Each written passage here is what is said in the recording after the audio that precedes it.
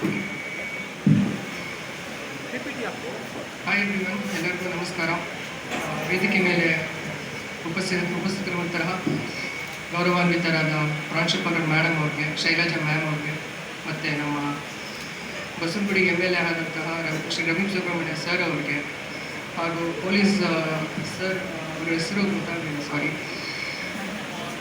Mohan Murali sir ಅವ್ರಿಗೆ, ಹಾಗೂ ನನ್ನ ಗೌರವಾನ್ವಿತ ಶಿಕ್ಷಕರಾದ ಶ್ರೀ ಶ್ರೀಕಂಠ ಸರ್ ಅವ್ರಿಗೆ ಮತ್ತು NSS ತಂಡದ ವಿಜಯಮೂರ್ತಿ ಸರ್ ಅವ್ರಿಗೆ, ಎಲ್ಲ ವಿದ್ಯಾರ್ಥಿಗಳಿಗೂ ನಮಸ್ಕಾರಗಳು.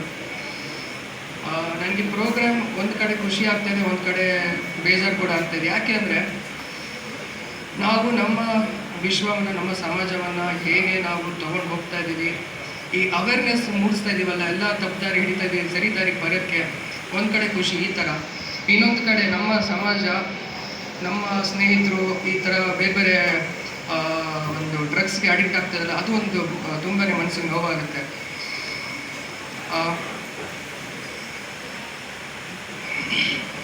ರಿಪೋರ್ಟ್ ಪ್ರಕಾರ ನಮ್ಮ ದೇಶದಲ್ಲಿ 59,800 ಕೇಸಸ್ ಇದ್ದಾರೆ. ಆ್ಯಕ್ಚುಲಿ ಇದು ನಾನು ನೋಡಿದ್ದು 2021 ರಿಪೋರ್ಟ್ ಗೂಗಲಲ್ಲಿ. 42% ಆಫ್ ರಿಕವರೀಸ್ ಇದಾಗುತ್ತೆ, ಅಂದರೆ ರಿಹಾಬಿಲಿಟೇಷನ್ ಸೆಂಟರ್ಗೆ ಹೋದಾಗ.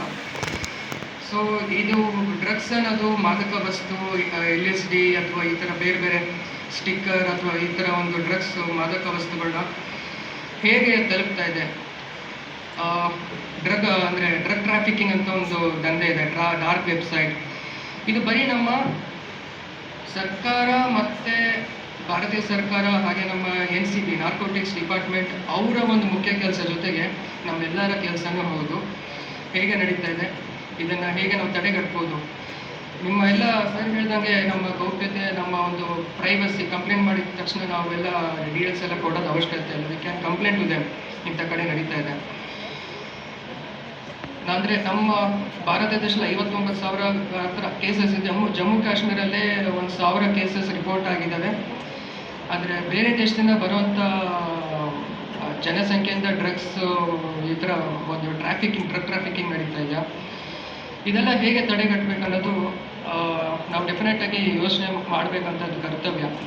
ಈಗಿನ ಜನ್ರೇಷನ್, ಕಲಿಯುಗ ಜನ್ರೇಷನ್ನೇ ಆ ಥರ ಆಗ್ತಾ ಇದೆ. ಮುಂಚೆ ಗುರುಕುಲದಲ್ಲಿ ಹೇಗಿತ್ತು ಅಂದರೆ ಎಲ್ಲ ತಂದೆ ತಾಯಿ ಗೌರವ ಕೊಡೋದು, ಶಿಕ್ಷಕರು ಗೌರವ ಕೊಡೋದು, ಮತ್ತು ಸಮಾಜಕ್ಕೆ ಒಂದು ಒಳ್ಳೆ ಸಾಧನೆ ಮಾಡಬೇಕು ಅನ್ನೋದು ಒಂದಿತ್ತು.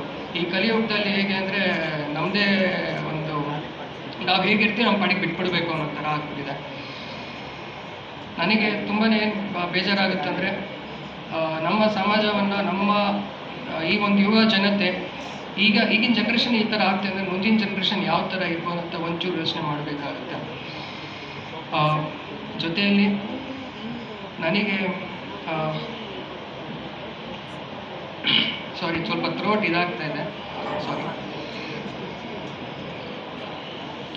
ನಮ್ಮ ಒಂದು ಸಮಾಜವನ್ನು ಹೇಗೆ ನಾವು ಒಳ್ಳೆ ದಾರಿಯಲ್ಲಿ ತೊಗೊಂಡೋಗ್ತೀವಿ. ನಾನು ಒಂಚೂರು ಒಂದು ಟೈಮ್ ಇದ್ದರೆ ಸರ್ ಒಂದು ಸಣ್ಣ ಕತೆ ಹೇಳ್ತೀನಿ, ಜನರಲ್ ಆಗಿ ಎಲ್ಲರೂ ಮನೆಗೆ ತಲುಪೋಂಥ ಕತೆ. ಒಂದು ವಿದ್ಯಾರ್ಥಿ ಇರ್ತಾನೆ, ಹುಡುಗ ಅಥವಾ ಹುಡುಗಿ, ಇಬ್ಬರಿಗೂ ಒಂದು ಹುಡುಗ ಮತ್ತು ಅಣ್ಣ ತಂಗಿ ಇರ್ತಾರೆ. ಸೊ ಹಳ್ಳಿಯಿಂದ ಬೆಂಗಳೂರಿಗೆ ಬರ್ತಾರೆ, ಒಳ್ಳೆ ವಿದ್ಯಾರ್ಥಿಗಳು, ಶಾಲೆಯಲ್ಲಿ ಚೆನ್ನಾಗಿ ಓದ್ತಾ ಇರ್ತಾರೆ, 10th ಒಳ್ಳೆ ರ್ಯಾಂಕ್ ಬಂದಿರ್ತಾರೆ. ಕಾಲೇಜಿಗೆ ಬರ್ತಾರೆ, ಕಾಲೇಜಲ್ಲಿ ಚೆನ್ನಾಗಿ ಒಳ್ಳೆ ರೀತಿಯಲ್ಲಿ ಓದ್ತಾ ಇರ್ತಾರೆ. ಸೊ ಹೋಗ್ತಾ ಹೋಗ್ತಾ ಅವ್ರಿಗೆ ಸ್ನೇಹಿತರ ಪರಿಚಯ ಆಗುತ್ತೆ.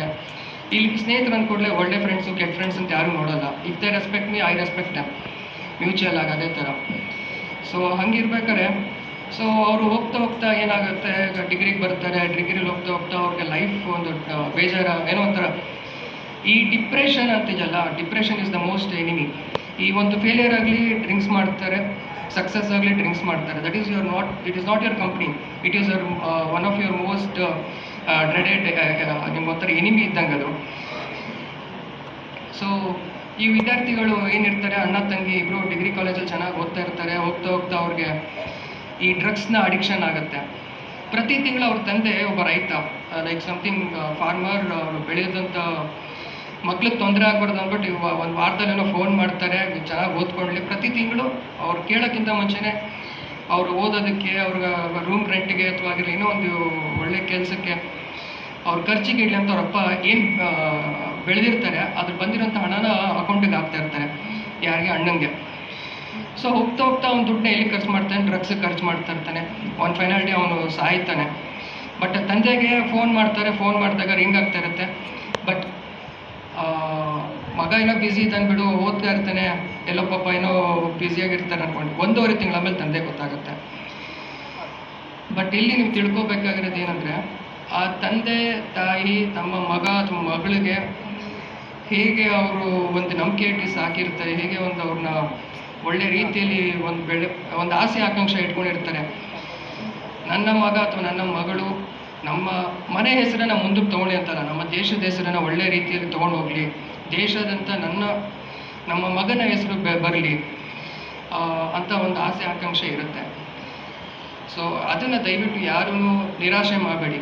ನೀವು ಒಂದ್ಸತಿ ಸಾಧನೆ ಮಾಡಿ ನೋಡಿ, ನಿಮ್ಮ ತಾಯಿ ಅಥವಾ ತಂದೆ ಕಣ್ಣೀರು ಒಂದು ನೀರು ಬರುತ್ತೆ, ಕಣ್ಣೀರು. That is not for a sadness, that is ಒಂದು ಆನಂದ ಬಾಷ್ಪ ಅಂತಾರಲ್ಲ, ನಮ್ಮ ಮಗ ಏನೋ ಮಾಡಿದ್ದಾನೆ. ಅವ್ರು ನಿಮಗೆ ಏನೋ ಮಾಡ್ತಾ ಇದೆಯಾ, ಏನೋ ಸಮಥಿಂಗ್ ಲೈಕ್, ನಾನು ಫಿಲಮ್ ಇಂಡಸ್ಟ್ರಿ ಬಂದಾಗ ನಮ್ಮ ತಂದೆ ಫಸ್ಟ್ ಬೈತಾ ಇದ್ರು, ಆಮೇಲೆ ನನ್ನ ನಟ ಹಿಡ್ದಾಗ ಎಂಕರೇಜ್ ಮಾಡಿದ್ರು. ಈ ಫೀಲ್ ಸೋ ಮಚ್ ಪ್ರೌಡ್. ನನ್ನ ತಾಯಿ ಕೂಡ ಪ್ರೌಡ್ ಫೀಲ್ ಮಾಡ್ತಾರೆ. ಬಟ್ ಆ ಟೈಮಲ್ಲಿ ನನ್ನ ತಾಯಿನ ತುಂಬ ನನ್ನ ಜೊತೆಗೆ ನಿಂತಿತ್ತು. ಸೊ ಅವ್ರಿಗೇನಾದರೆ ಇವಾಗ ಡಾಕ್ಟ್ರ್, ಇಂಜಿನಿಯರ್, ಆಗಿಂದಲೇ ನನ್ನ ಮಗ ಡಾಕ್ಟ್ರು, ಇಂಜಿನಿಯರ್ ಅಂತ. ಇವಾಗ ಬೇರೆ ಬೇರೆ ಎಷ್ಟೊಂದು ವೇದಿಕೆ ಇದೆ. ನನಗೆ ನಮ್ಮ ಸನ್ಮಾನ್ಯ ಪ್ರಧಾನಮಂತ್ರಿ ನರೇಂದ್ರ ಮೋದಿ ಸರ್ ಅವ್ರ ಬಗ್ಗೆ ಹೇಳಬೇಕು. ಅಂಥ ದೊಡ್ಡ ಪ್ರಧಾನಮಂತ್ರಿ ಆಗಿ ಸೊ ಹಂಬಲ್ ಆ್ಯಂಡ್ ಅವ್ರ ಬಗ್ಗೆ ಏನು ಹೆಮ್ಮೆ ಆಯ್ತು ಅಂದರೆ, ಡೆಲ್ಲಿಲಿ ಒಂದು ಪ್ರೋಗ್ರಾಮ್ ರೀಸೆಂಟಾಗಿ ಒಂದು ಬ್ರಿಡ್ಜ್ ಏನೋ ಸಮಥಿಂಗ್ ಓಪನ್ ಆಗುತ್ತೆ. ಅಲ್ಲಿ ಬಿದ್ದಿರೋಂಥ ವಾಟರ್ ಬಾಟ್ಲನ್ನು ತೆಗೆದು ಒಂದು ಡಸ್ಟ್ಬಿನ್ಗೆ ಹಾಕ್ತಾರೆ. ಅವ್ರು ಬೇಕಾಗಿದ್ದರೆ ಅವ್ರಿಗೆ ಯಾರಿಗಾರು ಸರ್ವೆಂಟ್ಸ್ಗೆ ಹೇಳ್ಬೋದಾಗಿತ್ತು, ಕ್ಲೀನ್ ಮಾಡಿ ಅಂತ ವಾರ್ನ್ ಮಾಡ್ಬೋದಾಗಿತ್ತು. ಏನಂದರೆ ಅವರಲ್ಲಿ ನಾನು ಈ ಡ್ರಗ್ಸ್ ಬಗ್ಗೆ